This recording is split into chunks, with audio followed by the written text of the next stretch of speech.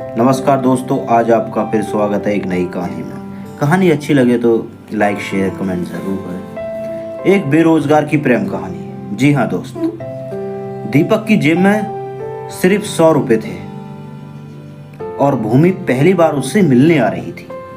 Phone पर उससे वादा किया था कि साथ में लंच करेंगे, आइसक्रीम खाएंगे और मूवी देखेंगे। अब दीपक लाइब्रेरी में बैठा पढ़ रहा था। तभी अचानक से भूमि का मैसेज आया, कहाँ हो? दीपक ने जवाब दिया, लाइब्रेरी में हूं।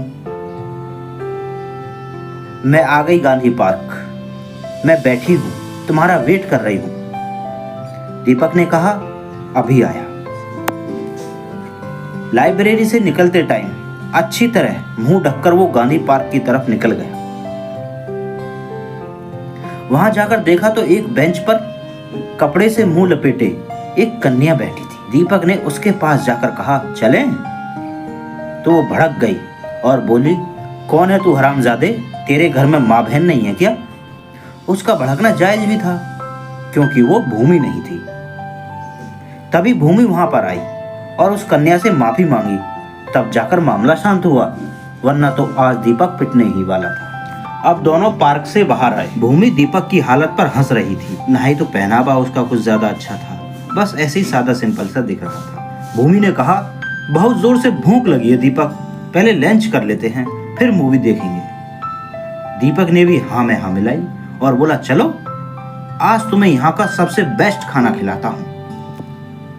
थोड़ी ही देर में दोनों किसी होटल के सामने पहुंच गए, क्योंकि उसके सामने अन्नपूर्णिमा नाम की कोई रसोई भी थी। भूमि होटल की तरफ जाने लगी तो तभी दीपक बोला, अरे इधर नहीं, ये तो सब बेकार है, क्योंकि यहाँ मिनिमम 400 रुपए से खाना शुरू होता है और अपनी जेब में तो मात्र 100 रुपए है। दीपक उसे अन्नपूर्णिमा रसोई में ले गया, जहां उन्होंने 16 रुपए में दोनों ने खाना खाया और साथ में 20 रुपए की छाछ भी ली। भूमि को दीपक थोड़ा अजीब लग रहा था।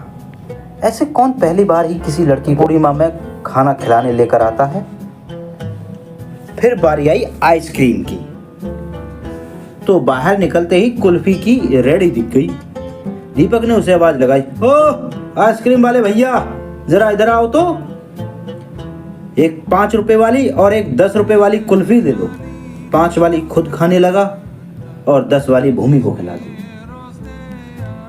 अब बारी थी मूवी देखने की, तो मार्केट में पेन ड्राइव मेमोरी कार्ड में गाने भरने वाली सबसे फेमस दुकान पर गया और वहां जाकर भूमि से पूछा, बताओ कौन सी मूवी देखनी है? भूमि बोली, राजना। दीपक ने निकाला 20 रुपए का नोट और बोला, भैया मोबाइल में राजना मूवी डाल दो और हाँ, फुल HD क्वालिटी में डालना। दुकान वाले ने मूवी डाल दी। भूमि मनी मन हंस रही थी उसकी इन हरकतों पर कि ये कर क्या रहा है। दीपक 5 रुपए वाले 4 पैकेट पॉपकॉर्न के लिए आया।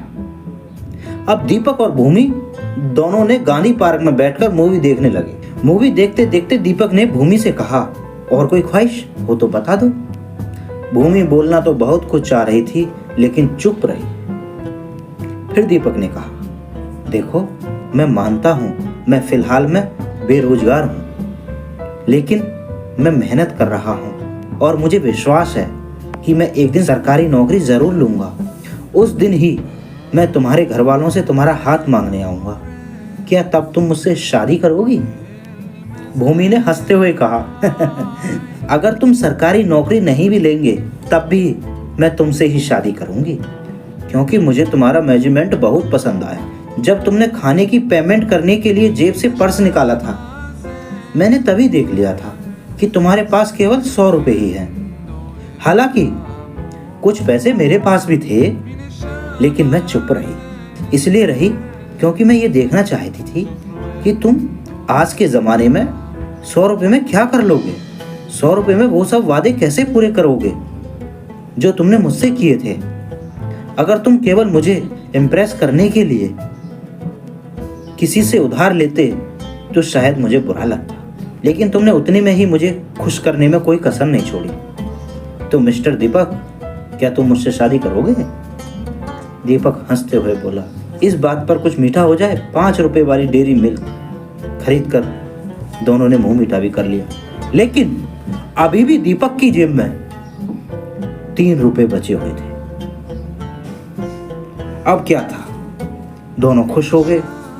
तो दोस्तों, हमें इस कहानी से यही प्रेरणा मिलती है, सीख मिलती है कि पैसे को बचाएं और जो भी अपने पास में है उसमें खुश रहें। आपको कहानी कैसी लगी वो आप हमें ज़रूर बताएं।